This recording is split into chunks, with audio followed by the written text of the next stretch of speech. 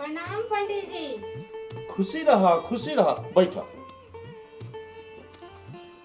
वो दिन तो तोहार घरे पूछल हम भूल गईनी, कहाँ घर है तोहार? जी हमार घर तो अरे राज है। अरे राज, बड़ा दूर से आवेलू। लेकिन हमार गम्हरिया में पहुनाइयो है। गम्हरिया में? जी केकरा यहाँ हो?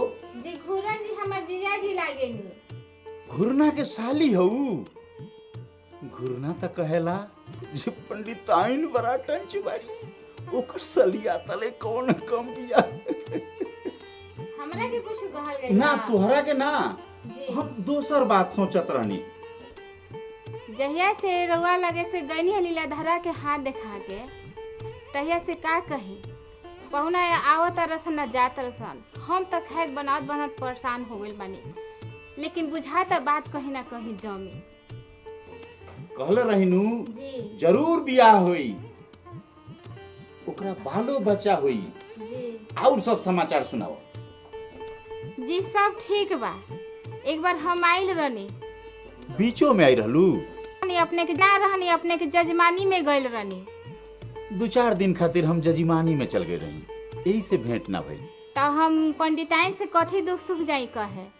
चिंता मत करो, तोहर काम हो जाई। रउआ तो जानते बानी हमरा मालिक के कलकत्ता गइला 3 साल हो गए। अच्छा, तो तुहार मालिक 3 साल से कलकत्ता बा? चिट्ठी पत्री ना देला? खर्चा पानी? अरे बच्ची जरा अपन हाथ दिखावा। अरे एकर तो कोख मार देहल बा। एकरा पर तो इको 50 के मार के बैठा देहल बा। हे भगवान, ओ हो ग्रह के भी महाप्रकोप चल रहल बा।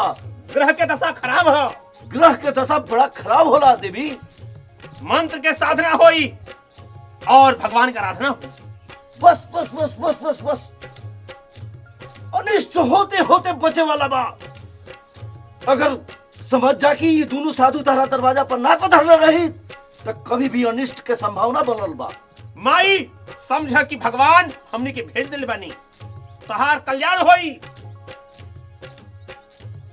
बिल्कुल बिल्कुल असंभव बा। एक खातिर तारा कुछ ना कुछ पूजा पाठ करावे के पड़ी, तंत्र मंत्र के सहारा लेवे के पड़ी, और इमें ज्यादा ना 1001 रुपया के तोहरा दक्षिणा देवे के।